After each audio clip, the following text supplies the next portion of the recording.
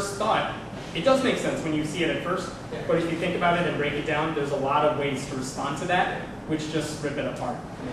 5 seconds. The only way to save your soul is to give me $5. Give me $5. You're not going to do it, are you? There's a reason for that. Think about what it is and you'll understand why the argument doesn't work. Okay. Again, all I'm saying, I think if, just to be clear. Again, I'm saying, I think if you look up Pascal's wager, you were going to see us.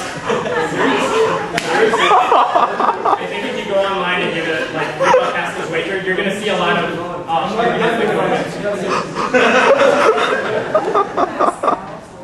Pascal's wager.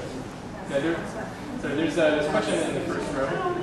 What do you feel is going to happen in 200 years if atheism gets bigger and gets more habits? Isn't it going to become a new dogma? I don't think atheism itself is going to be, you can make it a dogma if you want. I don't think it's going to be that sort of thing. I think people, I mean, look, if religion is gone, if everyone's atheist, we're going to find something else to argue about. We're going to be fighting about other stuff. I still think that religion is probably one of the bigger problems in our world today, people who abuse a certain type of faith. I think that's a pressing problem right now. 200 years from now, let's say we're all atheists, then we'll just find something else to fight about. So again, I don't think everyone becoming atheist is the solution to all the world's problems, but I think it's going to fix a lot of things that are wrong right now, at least temporarily. It's going to be one more of several. I totally agree with you, but yeah. I believe that once it grows, look, I think you can make atheism. You get the ball rolling, and then it becomes. I think if you force everyone to be atheist, you're just as bad as a lot of fundamentalist religious people. And probably many religions started like that. They didn't think at the beginning of being what they are today. Do the harmful things that they do. They probably started out thinking, we're going to be different from Catholic because they do this and this. Right. We're going to do this differently. And then they started falling through the same. Yeah, which is why what I'm trying to say here is I'm not making the argument that everyone should be atheists. That's not what I'm telling people. I think if people I think religion has a strong grip on a lot of people who have not even considered any other options. And I think we can loosen that grip a little bit. You're giving them more of an incentive to do things for themselves that they may not otherwise do. A lot of Christians are religious, and strongly so, but they also know that, you know what my pastor's saying is not true, or I can disagree with the pastor. If we could do that and get them thinking that way, we're a little better off. Again, like I said, I don't care if a person's atheist or religious that much. That's not my goal. My goal is, we got to find a way to work this thing out. Yeah. If I could just interject quickly, I think we've got time for about 2 more questions. So I know there's one here. So we'll go up here first and then there. And also, some of us are planning on going to the pub after this. It's O'Grady's Pub. And anyone's free to come out if you want to continue the dialogue and have a friendly discussion. And after lots of beers, it's very fun.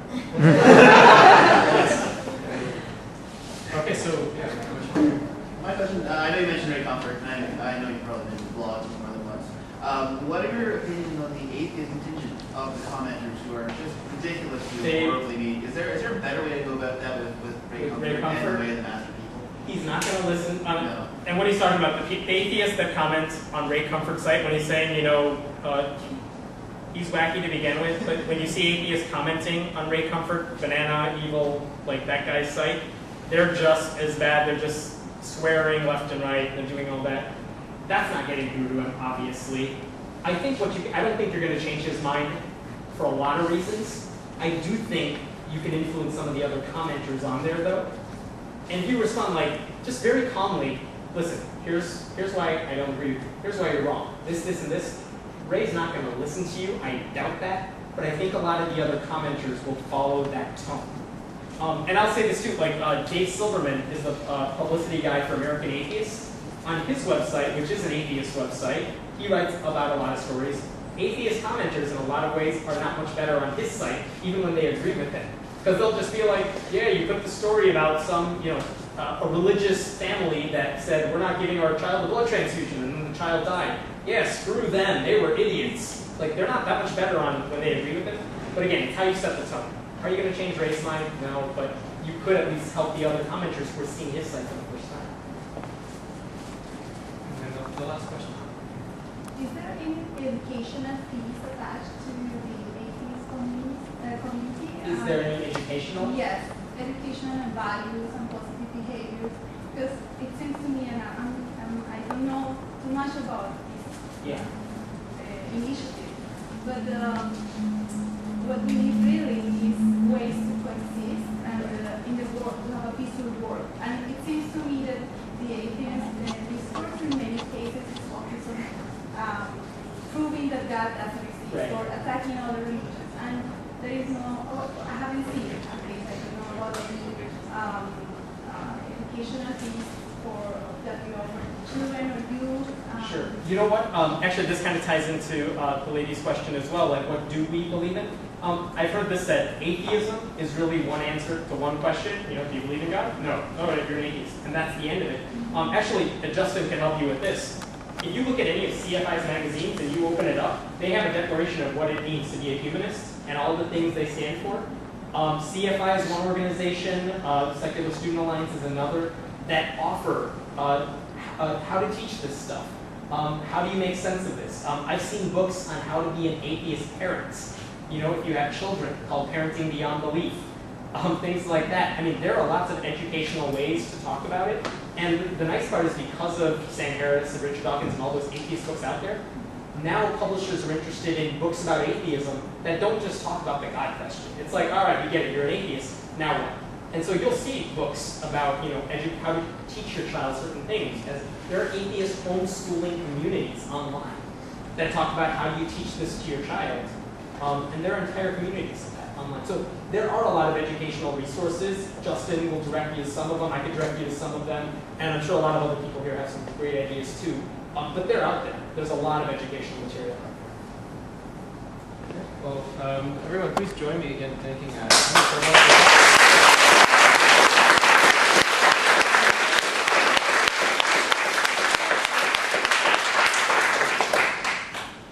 Thanks for all your questions. And again, I think we're planning on going out to a Grady's Pub if anyone's interested in coming along for a little bit. And, yeah, thanks everyone for coming.